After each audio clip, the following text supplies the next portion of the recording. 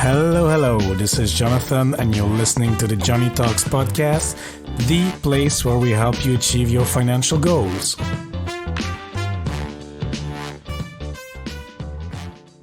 Hello, friends. Hope you're having a great day wherever you are, whether that's in Rotterdam in the Netherlands, Nashville, or Hamburg, Germany. And if you're a new listener to the show, I want to give you a special warm welcome. Thanks so much for tuning in. I really appreciate it. And if you're a returning listener, thanks so much. Great to have you back. In today's episode, we will speak to my friend Adine. Adine is from the Netherlands and we met last September at Fincon. Although we met at a money/finance conference, one of her favorite topics is money mindset. A topic I really enjoy because, in my opinion, that is where it all starts. For those who have been around, I have now been blogging and talking about personal finance for the last 3.5 years. And to be honest, the money mindset part is not something I thought about in the beginning. And if you think about it, it's true. You can write or read about the best financial tips, the next best stock with the highest potential growth, the best area in town to own a rental property, and so on. But if you do not have the correct money mindset in the first place, you will always be struggling in a way or another. And today, Adine will give some practical tips on how to transform your money mindset. She will also share her financial journey, including some of the errors she made in the past, so you can avoid making them as well. And she will also illustrate how she developed her mindset through these struggles. This episode is for you if you're currently struggling with your finances, have developed negative emotions towards money over the years, and want to see a change. And the good news is, it is possible to change your attitude towards your finances. So without further ado, let's hear the interview. Hey Adine, hoe gaat het vandaag? Ja, hartstikke goed. Leuk dat ik hier ben. Oh, wait, Adine, we need to do it in English for the audience. So, how are you doing today, Adine? I'm doing fine. It's early morning and it's start of a great new day. Yeah, fantastic. So yeah, I made a silly joke, but it's Adine and we speak Dutch because Adine is from the Netherlands and Dutch is my second language. So that's how we usually converse. And Adine is here on the show because we want to talk about money mindset. She has been running a blog on personal finances, Lekker Leven met minder.nl, which means live well with less. Yes. And she talks about money topics and money mindset. And today I invited Adine to talk about money mindset. So Adine, what is a money mindset? I mean, how do people get a money mindset? Well, the money mindset is like a regular mindset. It's about how you see things, how you perceive things, and how you feel about them. Mm-hmm. And then in this case, it's really about the money thing. So it's kind of the attitude you have towards your finances. And some people have a very negative attitude toward finances. They think it's boring or it's difficult. And other people are more of the type like, well, there's always enough for everybody. And you can see that the people with more of a scarcity mindset, they tend to have less money and they tend to run into money problems. While the other people with more of an abundance mindset, they seem to keep on getting richer. So it's kind of interesting. It's what people say, well, the poorer people are getting more poor and richer people are getting richer. But that could actually be very well true because of the mindset difference. Yes, correct. And as well, one of the things I discovered, I've been blogging for less time than you. And first I was blogging about not technical stuff, but like budgeting and tips on finance and investing. And this is all fun and games. But what I discovered as well, because I was getting more deep into the money topics, is that it all starts with the mindset to me. Yeah, and that's also the only way you can keep up, because you can save only that much money and you can cut only that many things from your budget. But at a certain point, it just gets very annoying or tiring, or you kind of can get depressed because there's nothing you can do since you have to save the money. But if you start with the mindset and you create a great mindset, then first of all, money comes flowing to you. So you don't have to be so spastic about money anymore. And second of all, you will perceive it in a very different way. So it's not about saving money and having nothing. It's just about creating more space for what you want and then spending your money on the things you actually find important, which would also bring more joy and fulfillment. And you created this course, Money Mindset, which we can touch upon later on. Yes. Are you teaching then people to get an abundance mindset? Is that what you're trying to achieve with this course? Well, I'm actually focusing on the combination. So it's, for me, it's money mindset, but it's also practical knowledge about what you can do with your money. Because if you don't know how you can use it to work for you, for example, or if you don't know what you can do to create more wealth, then it doesn't work. You have to have the mindset, but you also have to know what to do with it. So I'm combining practical knowledge, for example, on paying off your mortgage or investing, with the more spiritual topic of money mindset. Yeah. And of course, that focuses on mostly on abundance, gratitude, and all those principles that will really enforce a great money mindset. Yeah, and Adine, you're from the Netherlands. I'm from Belgium, and actually we met at Fincon. I didn't say that, but we actually met in Washington. Yes. And do you think there's a general cultural trends? I mean, sorry, not trends, cultural differences between money mindset in the Netherlands, in Belgium, where I'm from, and in the US? Do you see this? You've been blogging for 10 years. Maybe you, and since you're in the topic, maybe you can see that easier than me. Well, I think there is kind of a difference, because the Dutch people are very known for being frugal and saving money, and I think there's even this saying "going Dutch," which which isn't very positive. But in Holland, it would be positive because each would pay their own way. Mm-hmm. But so I think most people are kind of frugal, but that's from a scarcity mindset. And I think in the US, for example, I think people are a bit less frugal. It's more of a credit card culture, but they also have a lot of keeping up with the Joneses. So it's not about scarcity there, but it's also not really appreciating money, because you just spend it to spend it, and you spend it to project a certain image of yourself, but you don't really focus on what's important to you. So it's also an example of a bad money mindset. It's just a different one. Mm-hmm. And in Belgium, okay, it's a bit hard for me to tell because I'm not from the outside. It's easier for me to make jokes about the going Dutch and things like this. In my first job, I worked in IT, and I worked towards the Dutch market. So it was always a joke, because every customer tried to get a deal, which is fine. But actually, I learned to negotiate quite well thanks to Dutch people. So thank you. You're welcome. Yeah. I could learn a thing or two from you, I think. Yeah, but it's true. It was really interesting. An interesting job from that perspective, and from my negotiation skills. And in Belgium, okay, there's different cultures, so I will not expand, but basically it's the Flemish people, since they speak the same language, they make jokes about Holland, about their stinginess, etc., which for Dutch people is like, no, I'm using my money better. I'm trying to make the best out of my money. So that's kind of funny. And regarding Americans, my view, and I've said that to a few of our common friends, it's that when you think about America, it's like, oh yeah, money is overflowing, or not people are rich, but people spend a bit, like you said, the credit card thing. I mean, for us, at least in Europe, and I've lived in several countries, I don't see this credit card the debts of 60,000 euros or something, and people try to pay it down in 3 years because they want to move on with their life. So I don't see this. And as well, it seemed to me that when you are in America, people speak easier about money.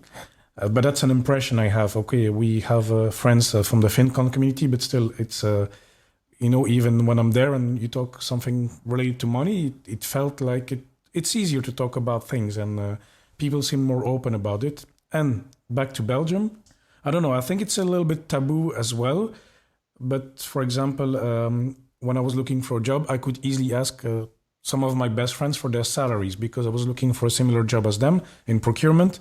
In general, people, and I've talked about it on the blog, they have a brick in the stomach, which is typically Belgian. They like to buy their own home. They like to save a lot, but they're not very, in general, they're not really active in the stock markets. So it's a bit like we save, and it's a bit conservative, I would say. Yeah. I mean, people live well. I think it's maybe a bit less taboo than in Holland. So I think we're kind of okay, but it depends a bit with who you speak. But I would say it's still conservative, and there's still a lot of taboo around it. Yeah, it's the same in Holland. It's kind of a very sensitive subject because I think a lot of people combine value with money. So if you have a lot of money, you must be very valuable. Or if you get paid a lot of money, you must be very valuable to your boss. But if you would ask your colleague what he or she makes, then you might have the problem that, well, he gets more. So is he more valuable? It's very difficult to talk about that here. And I think it depends on where you work. I mean, I do have, or where you live, or what you do. I also have some friends who are very easy to talk to about money, but it's also more like the Fincon community, or because I'm openly talking about this. It's but easier. I started blogging 10 years ago because no one was talking about it, and I wanted to talk about it, but I had no one to talk to about it. So it's kind of I think Belgium might even be a bit further on this than Holland. Okay, maybe probably the only thing we're further than Holland. And fries. Yeah, and chocolate. Okay. Yes. Very good, very good. And but Adine, for example, if you have somebody coming, a reader of yours, or a friend, or somebody that you meet, and you talk about money, and you notice, okay, they speak from a scarcity perspective. How do you think such person should move that money mindset to go to an abundance, or at least to have a practical mindset about money, and not always think, hey, I need to save, I need to get this deal, etc. I try to get to the why, because usually people want to save for a certain reason. And it could be that, for example, when they were young, they had no money at all and they couldn't buy new clothes and had to wear clothes from their sisters or brothers or something. So usually it comes from something like that. And I try to have them do the work as much as possible. So, for example, I ask people to think about money memories. So what can they remember about money from their childhood? Because, well, we all know all problems start there with your parents. So, and then think about what that made them feel like, and how it may have affected them then and how it affects them now. And usually, if you're really getting into this, you will find something. And even if it's just one thing, and then you can see it through your eyes now. So being an adult and knowing certain things and seeing things in perspective, that really helps. And then usually people start with one thing, or no, most of the time they start with, well, I don't have any issues with money. I don't have any limiting beliefs. I have no problems at all. I just don't have any money because blah, blah, blah. So they usually start out with that. And then after a while, they find one story, for example, and then they start working on it. And then another one arises and another one arises. Because if you start working on this, then you will first have to eliminate the really obvious layers. But once you start attracting more money and start doing more with it, then you go to another level, and then you can find, they say something like every level has its own devil or something. And it's kind of like that. You can go all the way up and then still find another limiting belief which you didn't know you had. So it's not like it's a one fix and then it's all done. But I usually start with a story, help them find the story. And once they have the story, they will kind of know what to do with it because they can look at it from another perspective. And I will also help them with the practical knowledge to actually do something with it. So if you think you're stupid and you can't invest, well, if you don't know anything about it, that might almost be true. But if you know what to do with it and you can let go of the belief that you are stupid and can't invest, then you have a great combination. Yeah. I see. And actually, you wrote something to me, which is the opposite of scarcity. It's abundance, but it's too much abundance. Yeah. And in the way you formulated it, it says, yeah, but on the other hand, okay, saving and all these things, it tells something about a scarcity mindset, and we just discussed this. But as well, when you have too much, or not too much, but hoarding money, saving for the sake of saving, it's also another type of scarcity. Can you tell us a little bit more about that? Yeah, I personally see money as some sort of energy, so it has to flow. And if you are saving it all the time and your focus is on saving, well, saving is in general a good thing because it means that you can pay for more expensive things, for example, or you can take care of yourself if something happens with your job. So saving isn't a bad thing, but if the focus is saving and you're just saving for the sake of saving, then you're actually focusing on scarcity of you're focusing on the idea that the money might run out and that you will have a problem. But and it will also make sure that you don't see money as a tool anymore, but it will become something much bigger and much more important. And I think it's very important to see money really as a tool and as some sort of energy. And I recently heard on a podcast a comparison with air. You should actually see it as air. You're breathing it in all the time, and you're never wondering if there will be enough. And you're never taking a very big breath because you think that next minute the air might run out if you're just walking down the street. So not when you're diving or something. You might want to take a deep breath then. And we always see money as something that will run out, but it won't. It's not like if you have more, then I have less. It's if you have more, then I might have more as well. It's all about that kind of mindset. It's not a zero-sum game, as they say. No, it's not a zero-sum game. That's a great expression. Yeah, and I like the image of the air. I never heard of it in such a way because what I said as well. I made an article where I say why I'm actually blogging about finance, what I'm talking about, personal finance, etc. So it's not about getting abundant and drive Ferraris. I mean, if that's your thing, fine. It's more about lifestyle and how money can serve as a tool to your wishes to live a happy life in the end. Yeah, and if you're thinking again about the air, it's not just breathing in, it's also the ease of breathing out. So it's also feeling free to let it go, which goes back to the saving. If you're only saving for the sake of saving, then you have a hard time letting the money go, which also means that you might not be able to enjoy it, or you won't be able to do as much with it as you can. Because if you're only saving, I'm not sure how it's in Belgium or in the US, but in Holland, we almost have to pay interest to save our money. So you could do a lot of other things with the money to make it work for you. But that's just a side note.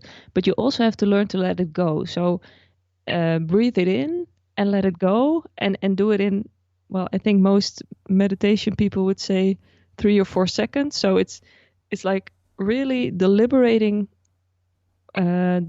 doing that and not throwing it all away, but also not keeping it all. Yeah, I see. If that makes sense. Yeah, absolutely. And it reminds me of one of my podcast episodes with Andy Hill. We talk about paying down the mortgage, etc. So Andy and his wife, they paid their mortgage and now they have extra money. So he's more the analytical, more the money nerd guy in the family. I mean, he's the one podcasting about money in the end. And he says, I said, can you give us an example of how you dealt with money, different money views in your marriage? And he said, well, I'm the more nerdy guy, etc. So I tend to keep the money or to try to make it work. And my wife, when we had this extra money after paying the mortgage, well, she wanted to get to start spending on some fun stuff or experiences. And he said, well, after some discussions, I have to let it go. And he also felt less stressed as well because he enjoyed it. He enjoyed the experience that what money could give him. I mean, spending and relaxing a bit and trying to find a good compromise. Yeah. On how to deal with it. And then, he was happy. And then if you want to know more, you can listen to the episode. But basically, that's the idea that, relax it a bit. Money's there to be spent as well. So it's trying to find the balance that works for you in the end. Yeah, and if you really want to feel abundant, then you can't just keep it in, because you won't feel abundant if you're sitting on a big pile of money. You will feel abundant if you have like we had this year, we were able to visit Fincon because we were probably saving up and not spending everything on things that are not important to us. And then at least I will speak for myself, going to Fincon is one of the things I am doing because I think it's important. I think it's gives me a lot of inspiration. But it's also spending thousands of euros on a trip, and which other people in my surroundings, for example, will never do because they either think they don't have the money or they will spend it on other things. But for me, this is valuable. And if I save money on things that don't matter to me, then I have money to spend on these kind of things. Yeah, absolutely. Absolutely. Now you touch upon Fincon, and okay, I wrote an article, and my recap is kind of, is it worth it to go as a European to this Fincon because it's more focused on Americans and Canadians, and actually really even more on US itself. Do you think it's even worth it to go as a European? Yeah, I think so. I already bought my ticket for next year. Yeah, and it was cheaper now as well, huh? It was much cheaper, so I thought I could always sell it before, I think, for August or something. It is just so worth it because of all the knowledge. I'm an entrepreneur, so I like to create things. I have to market them. I have to learn all kind of things about that. And Fincon is just a great help about how to market what you know, how to teach what you know. And it's also great just talking to people. It's of course it's more about the US, and almost everyone who is there is from the US, but that doesn't take anything away from the fact that it's a safe space to talk about money all the time without people looking strange, and you can learn so much. So it's I think it's definitely worth it. Yeah, absolutely. And I combine it with a visit to San Diego afterwards. So it's great. So I combine it with the holidays, and I as well took the opportunity to buy my ticket for next year, which was even better deal. So that's great. And if people want to know more, they can read as well. I think you wrote a review as well, and I wrote a review as well. So that's fine. I can link it up. And Adine, okay, you have you're helping people with their money mindset, but what about you? I mean, did you always have this practical and abundance mindset? Well, I don't think so. I've always known that I wasn't born to be poor, but I really wasn't doing a lot about it besides saving. But when I was 24, which was about 10 years ago, I bought this huge farmhouse, and it was doable financially, but it was also just very expensive. And then I think I lived there for about 1 year when the financial crisis really hit hard, and 2 of my major clients went bankrupt. So You were already blogging at the time? No, no, I started blogging around that time because I needed someone to talk to about this stuff. Because when those clients went bankrupt, I started saving like crazy, and I wanted to know more about financial stuff because I took out a mortgage, and I did read a bit about it, and I did put down a down payment. So in my view, I was kind of doing the sensible thing. But then I noticed, well, I'm kind of when the shit hits the fan, and, it's you're kind of very vulnerable, and you find yourself in a position where, well, the bank can actually sell your house, which is where you live. It's the roof over your head, and leave you with a pile of debt. So I wanted to know more about it, and then I found out that there were not many people talking about it, and even online there weren't really a lot of people writing about it. So I started my own blog just as some sort of diary to keep myself focused, but also to see how other people were doing things. Because if I would write about it, then maybe people would at least respond. I started blogging about it, and I also just went on a search for my own mortgage papers. I checked out what I actually signed for.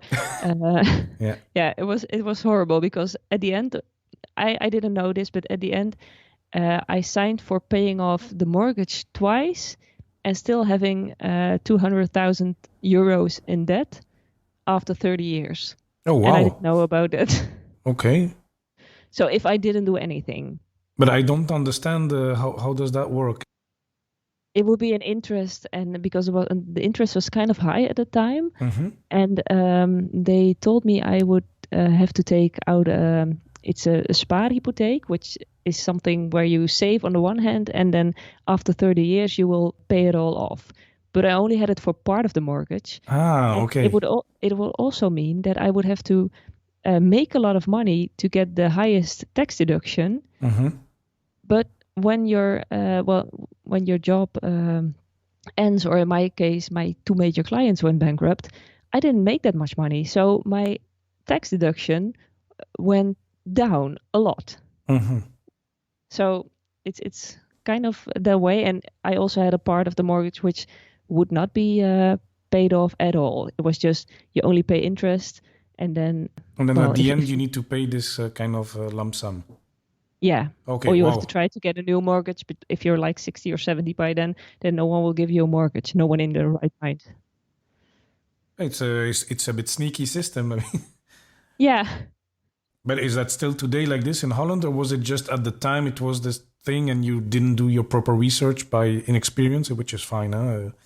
Well, at the time it was really the big thing, and they said it was the most safe way to do it because you are saving, and then you would pay interest, but you would get the same kind of interest, the same amount, or not the same amount, but the same percentage on the money you saved. So it looked like a lot, but if you're paying, you wouldn't pay anything off. So I would be paying 6% on 200,000 euros, and at the same time I would get the 6% on the 100 euros I would save every month. Yeah, okay. Yeah. So that's kind of the difference. And they presented it as the safest system, and it was very popular at the time.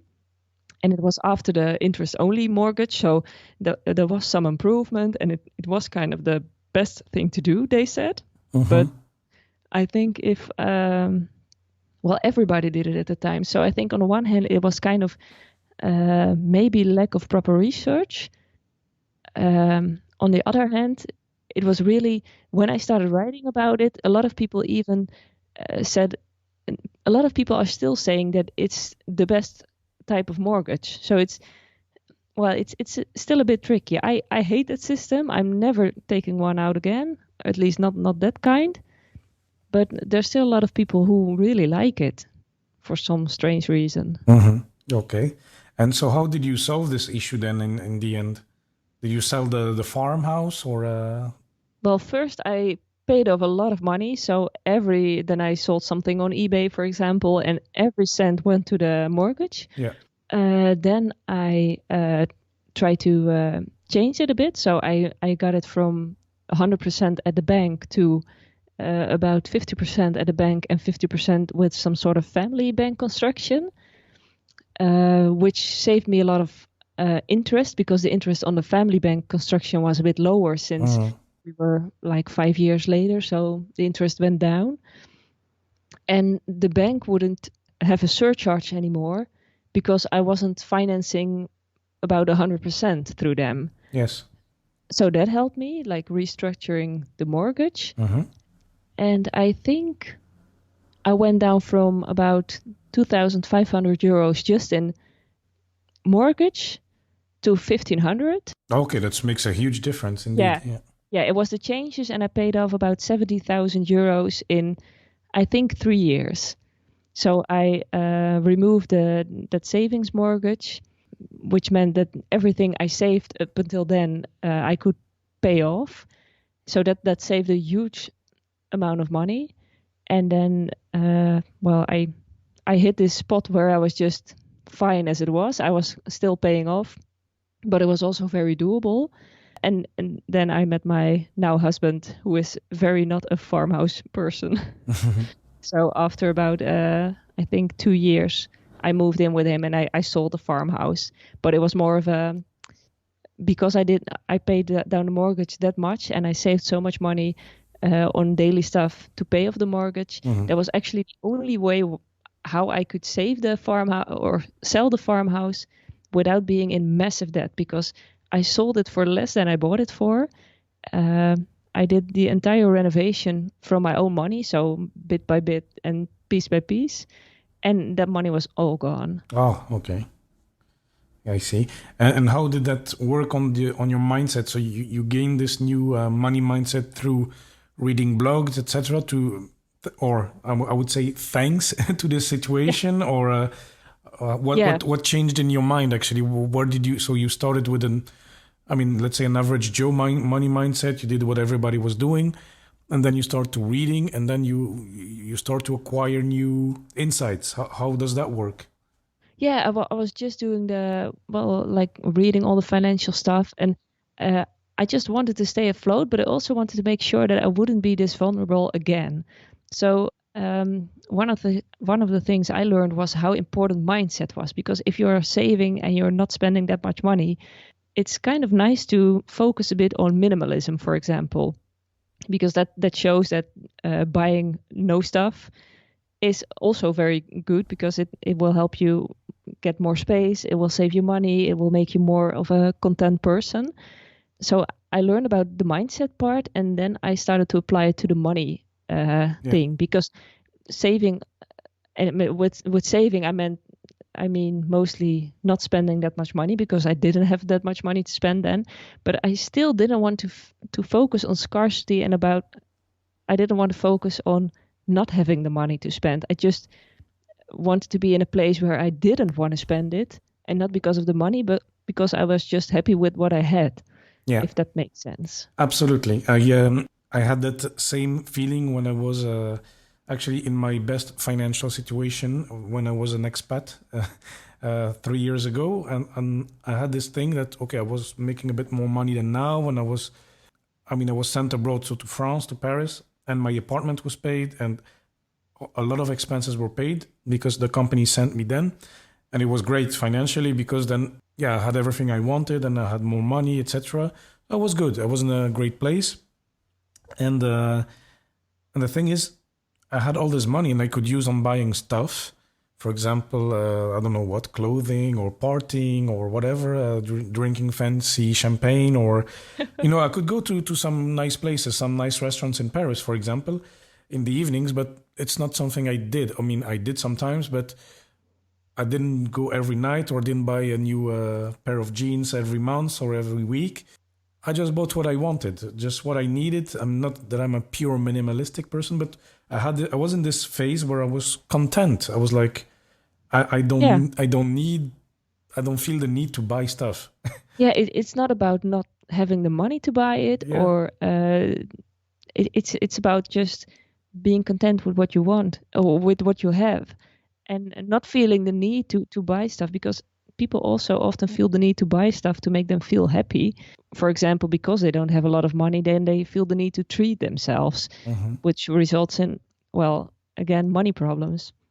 But if you're just happy with what you have, and it's just easier to do that if you have the right mindset, then you don't need to spend the money, and that becomes the point where you're kind of touching upon that abundance part, when you can just feel rich with whatever you have, and then money is no longer like a very important thing.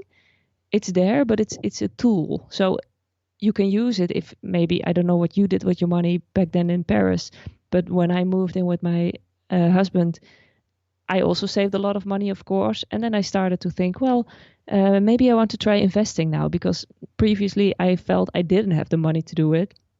And now I'm learning a lot about it, and I'm loving it. And I also saved up a year of expenses, so I would be able to work on the money mindset part, and about on how I can teach other people to do it. So I used to do translations for people about the most boring subjects, and writing SEO text for people.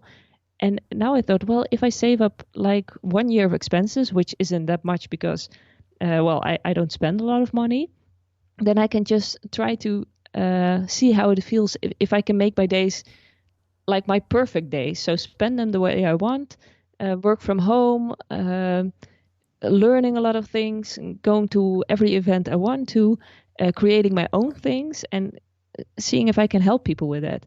So that gives such a lot of freedom, and it wouldn't have been possible even if I moved to a cheaper house, if I was still buying new jeans every month or going to cafes every night. I would still not be able to do that. Yeah. Hmm. Very good. And I mean, in my case, when I was in this phase, I was in an abundant phase, as you say, Yeah. and I was content. And actually, the thing is, I had started to invest a bit before, but okay, not super actively. And actually, with this kind of, let's say, brain freedom or something, or mindset freedom, Mm-hmm.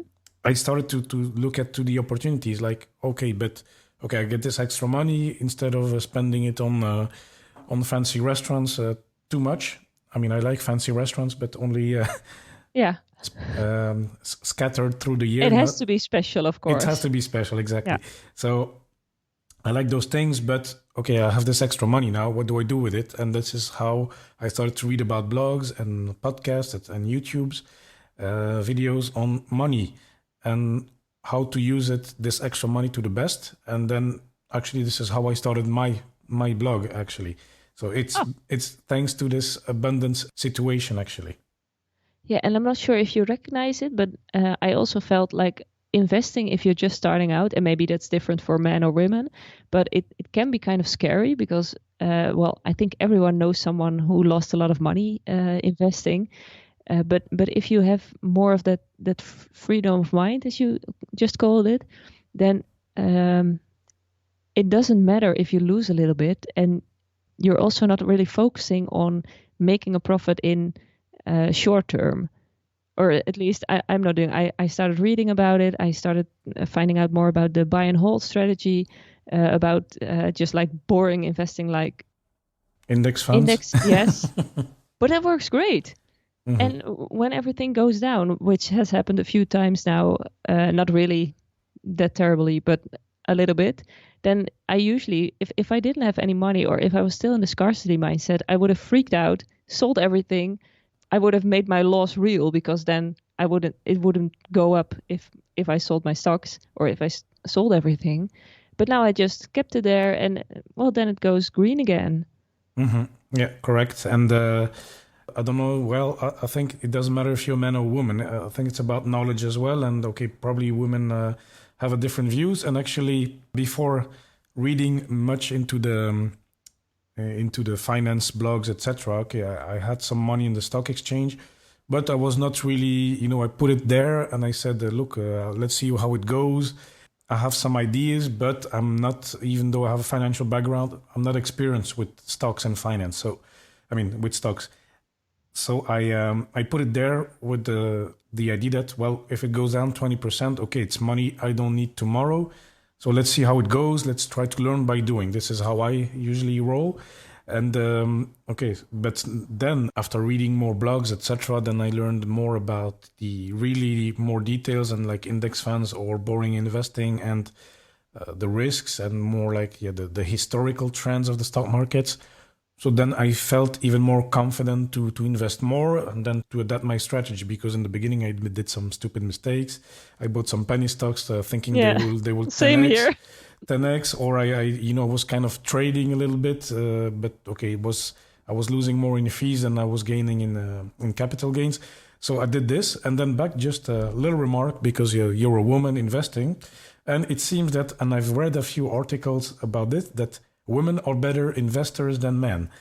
And I can totally agree with the article, because it says men are more bold, they try to be more aggressive and trade more, and they want to show off kind of, and then women are more conservative, they try to pick the right index fund or the right stocks and keep it.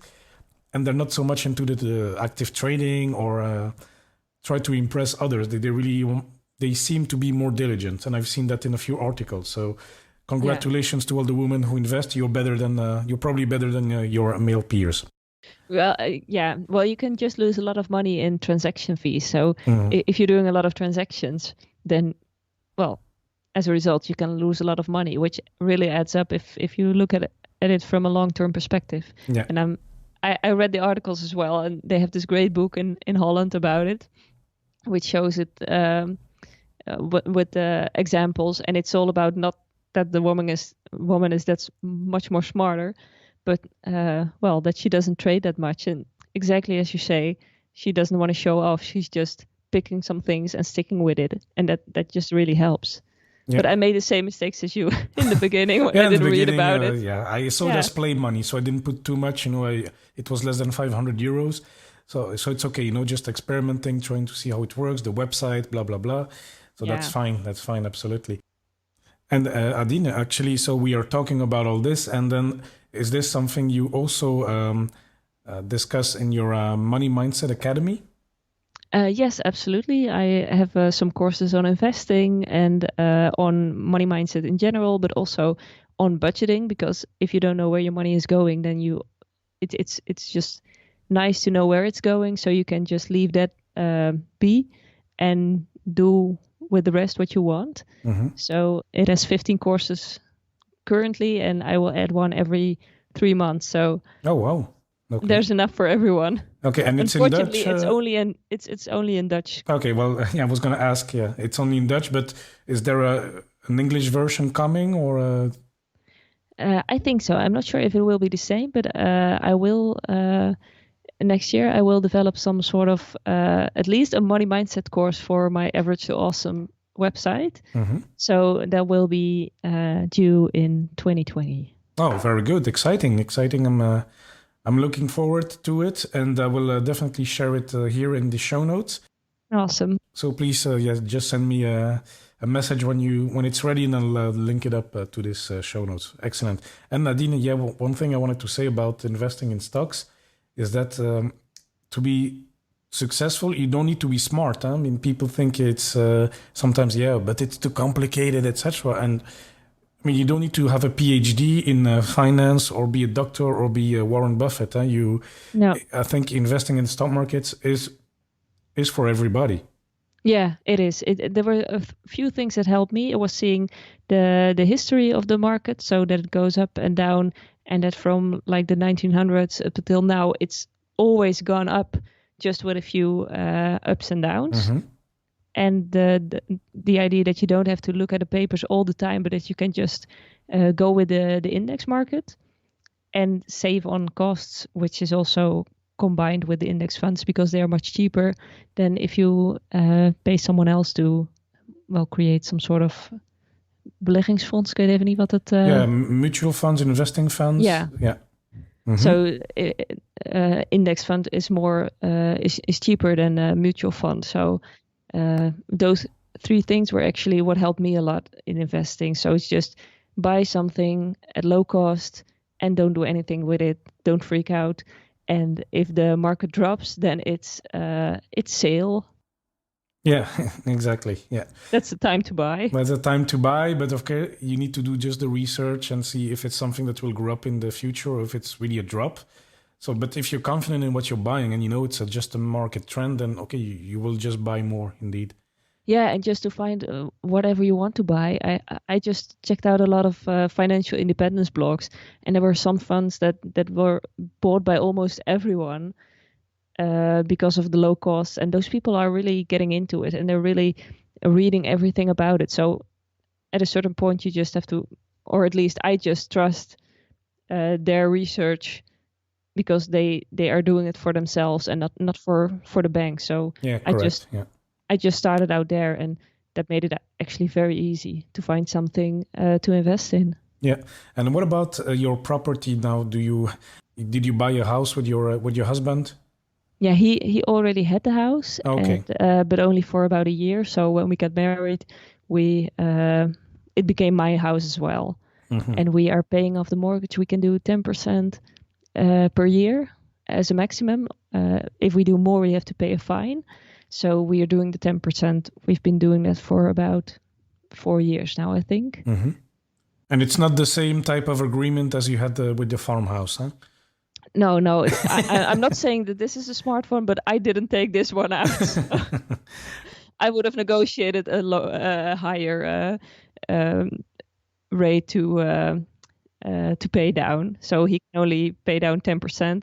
I would prefer it if 20% or something, because that would mean that you could pay it off in 5 years, and now it would be 10 years. Very good. Well, Adine, this was great. I really enjoyed speaking to you about mindset, about money mindset, etc., and your story. Thanks for sharing. And Adine, before we head off, we always have 3 quick-fire questions on the show. And the number 1 question is, what has been your best investment so far? I thought about it, of course, and I think that would be the NLP course I took about 6 years ago. Because at the time I was really into saving money, paying off the mortgage, trying to create more freedom in my life.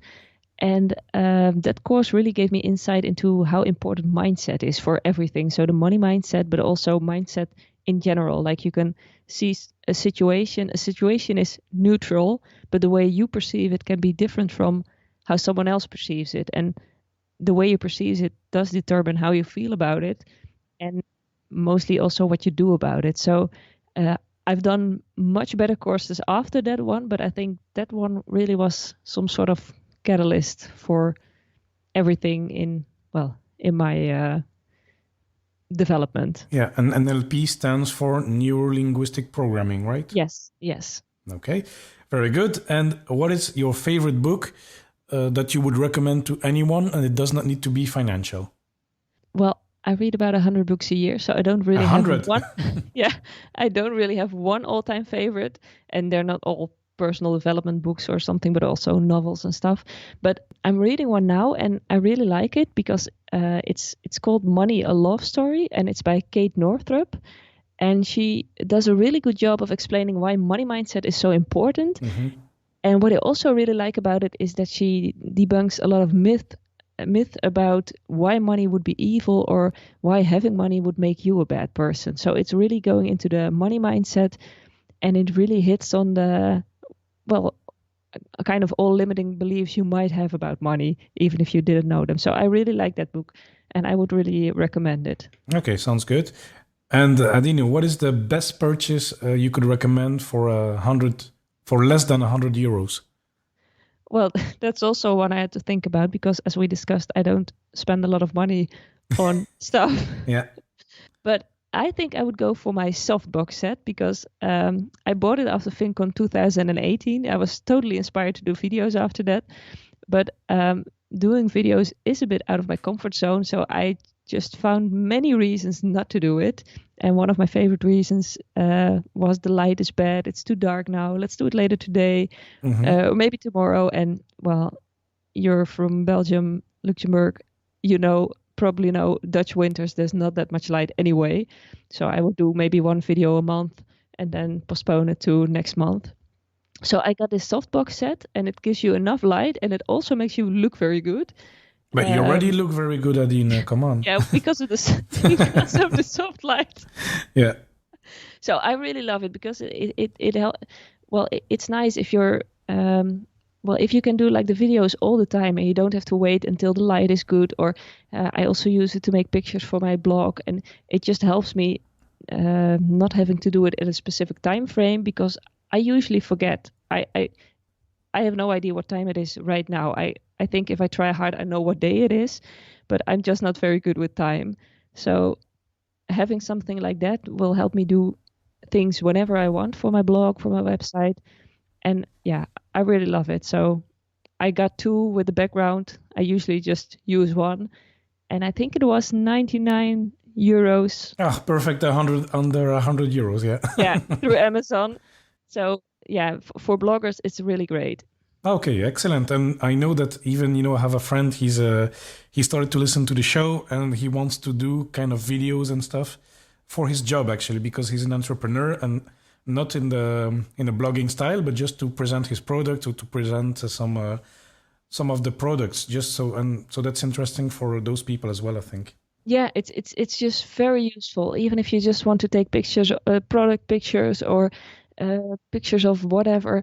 It just helps if you have something that gives a lot of light, but it doesn't reflect like the light bulb. Because if you're doing like an image with a regular, with a cell phone camera or with a regular camera, you might get a reflection. But those boxes are really great for that, and they're not that expensive because I got the set. But I think if you buy one, it will be much cheaper. Yeah. Okay. Very good. And Adine, so where can the people learn more about you? Well, they can, if they want to brush up their Dutch, they can go to Lekker Leven met minder.nl. I do have an English website, which is average2awesome.com with the dashes between average and two and awesome. So average-to-awesome.com. I do have to update that, to be honest. Well, you can just hit me up on Instagram. That's also fine. Or send me a message through my contact page or anything. Okay, very good. I'll link it all up in the show notes. And when your Money Mindset Academy is in English, just drop me a line and then I'll link it as well. So that's great. So everybody can participate. Excellent. Awesome. Excellent. Okay, very good. So Adine, thank you very much for taking this early call today. Yeah, thank you for having me. And I'll speak to you soon. Yeah, speak to you later. Really enjoyed this conversation with Adine. And indeed, developing the correct money mindset is crucial to be successful with your finances. And it is not only applicable to money. It can be to you for your work, for your business, for your love life, whatever. Starting with your mindset is crucial in any undertaking. So I hope you enjoyed this episode and that you learned something from it. I certainly did, and here are my key takeaways. Your money mindset is your attitude towards your finances. These are typically scarcity mindset, there is never enough, you're afraid that money will run out, or an abundance mindset. You're in a place where you're content and there will always be enough money. Here are some examples. Scarcity, saving for the sake of saving, and that is the wrong focus actually. Money should be a tool, not a goal as such. Abundance, money's like air. I really like that image. You should be able to breathe it in and out. You never think, it's true what Adine said, when you walk around in the street, you never think of air running out. It's just there and you don't think of it. So I really like that. The second takeaway, to get started with developing your mindset, start with getting to the why. So ask yourself why you save money, dig into your money memories and experiences, and you will be off to a great start to find out more details about the money stories you're telling yourself, the limiting beliefs, etc. So this is how Adine takes her student on to their journey to find out more about their limiting beliefs about money, etc. The third key takeaway regarding Adine's money mindset, when she was struggling with the repayment of her mortgage with that sneaky system, she got educated about finances, mortgages, money through books, blogs, writing about it, trying to connect with people in the blogosphere.